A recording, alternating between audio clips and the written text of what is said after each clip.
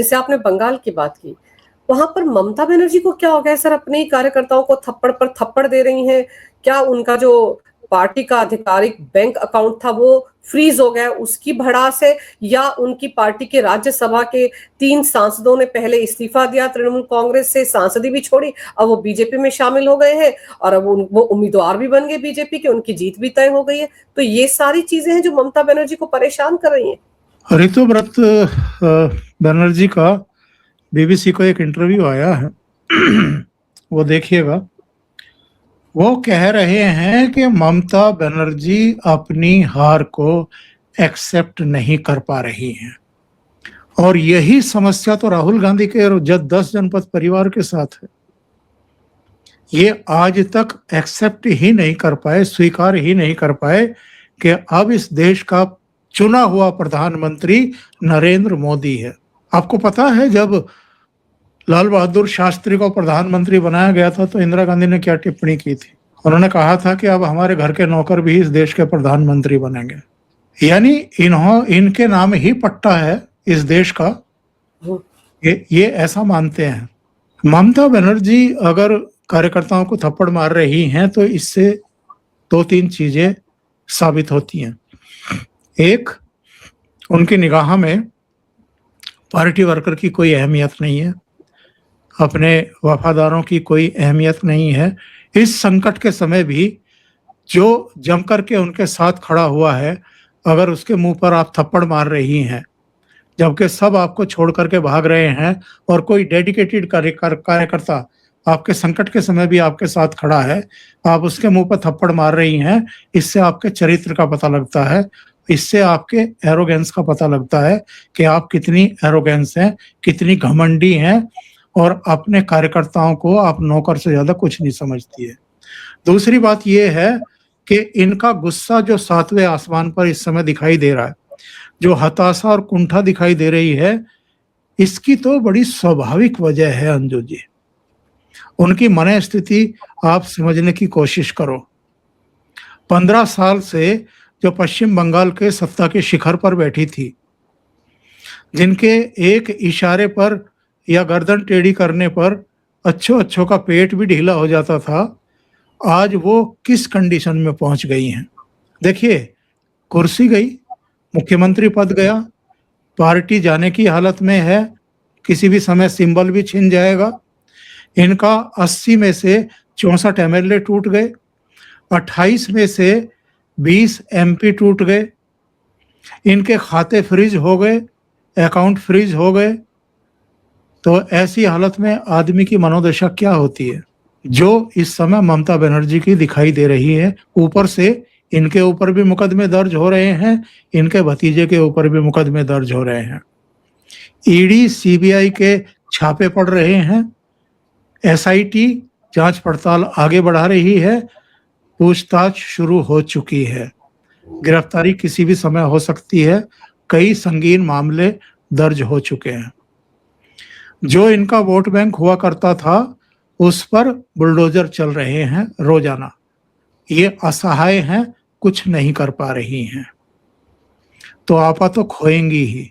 लेकिन सर, जो राज्यसभा में तृणमूल कांग्रेस के सांसद थे जिन 3 ने इस्तीफा दिया और बीजेपी में शामिल हो गए, बीजेपी के कैंडिडेट बन गए, इस फैसले को आप कैसे देखते हैं? वो भी तब जब बंगाल में चुनाव जीतने के बाद बीजेपी ने साफ कहा था कि तृणमूल कांग्रेस से किसी भी कार्यकर्ता को पार्टी की प्राथमिक सदस्यता नहीं दी जाएगी, किसी को शामिल नहीं किया जाएगा कम से कम अगले 6 महीने तक या 3 महीने तक।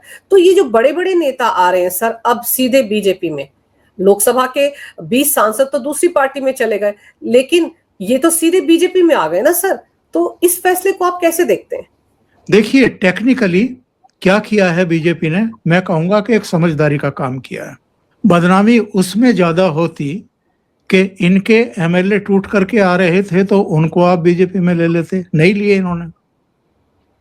उन्होंने अपना एक अलग गुट बना लिया। बल्कि वही काम कर रहे हैं जो एकनाथ शिंदे ने महाराष्ट्र में किया था, अजित पवार ने वहां किया था, वही अब ऋतुव्रत बनर्जी यहां कर रहे हैं। वो कह रहे हैं कि हम ही असली टीएमसी हैं, चुनाव आयोग पहुंच गए हैं, वहां उन्होंने दावा कर दिया है कि चुनाव चिन्ह हमारा है, पार्टी हमारी है, जो खाता है, कोष है, उस पर हमारा हक है। ममता बनर्जी या अभिषेक बनर्जी उसमें से एक दमड़ी ना निकाल लें। तो वो फ्रीज करवा दिए गए, ईडी ने आकर के फ्रीज कर दिया उनको। अब कुछ हो नहीं सकता है जब तक के कोर्ट से फैसला ना आ जाए। ये जो 3 मेंबर आए थे, ये इस्तीफा दे करके आए थे। इन्होंने राज्यसभा की सीट छोड़ी थी, यानी इस्तीफा दे दिया था। और अब टेक्निकली उन सीटों पर उनकी तरफ से नॉमिनेशन दाखिल कराया जाएगा। अब तक वो टीएमसी के सदस्य थे, क्योंकि टीएमसी के एमएलए ने चुनकर के उनको राज्यसभा भेजा था। अब वो भारतीय जनता पार्टी के जो विधायक दल है, वो उनको चुन करके भेजेंगे। यानी जो 3 सीटें राज्यसभा की टीएमसी की थी, वो अब 3 अधिकृत तौर पर और पाक साफ तरीके से भारतीय जनता पार्टी की होंगी, और भारतीय जनता पार्टी के एमएलए चुन करके इनको भेजेंगे। इसलिए मैं इसको गलत नहीं मानता हूं। अगर ये 3 अलग गुट बना करके रहते या भारतीय जनता पार्टी में आकर के शामिल होते, तब वो गलत था सीधे तौर पर। अब वो भारतीय जनता पार्टी में शामिल हुए हैं, वो अब नॉमिनेशन दाखिल करेंगे। आज उनका तीनों का सूची में नाम आ गया है। हालांकि एक और वहां के बहुत जाने माने फिल्म कलाकार का नाम भी आ रहा था कि शायद उनको इनमें से किसी के स्थान पर राज्यसभा भेजने की तैयारी कर रहे हैं। अमित शाह उनके यहाँ गए भी थे मुख्यमंत्री को लेकर के, लेकिन ऐसा नहीं हुआ है। इन तीनों को ही राज्यसभा में वापस भेजा जा रहा है। देखिए, इसके पीछे भी भारतीय जनता पार्टी की एक रणनीति है। अभी उनके कई और राज्यसभा सदस्य हैं, उनको भी प्रेरित कर रही है भारतीय जनता पार्टी कि अगर आपको ममता बनर्जी का साथ छोड़ना है, अगर बीजेपी में आना है, तो रास्ता ये है, पहले आप राज्यसभा की सीट से इस्तीफा दीजिए, उसके बाद हम आपको लेंगे। और फाइनली मैं एक बात बताता हूं कि राज्यसभा में भारतीय जनता पार्टी की कुल रणनीति है 2/3 बहुमत हासिल करने की। इसलिए आम आदमी पार्टी के 7 मेंबर ऑफ पार्लियामेंट राज्यसभा के उन्होंने शामिल किए हैं। अब ये 3 टीएमसी से आ गए हैं, जो अब भारतीय जनता पार्टी के अपने होंगे। वो भी भारतीय जनता पार्टी के हो गए हैं, क्योंकि उनको राज्यसभा के सभापति ने परमिशन दे दी है और उन पर दल बदल कानून लागू नहीं होता है।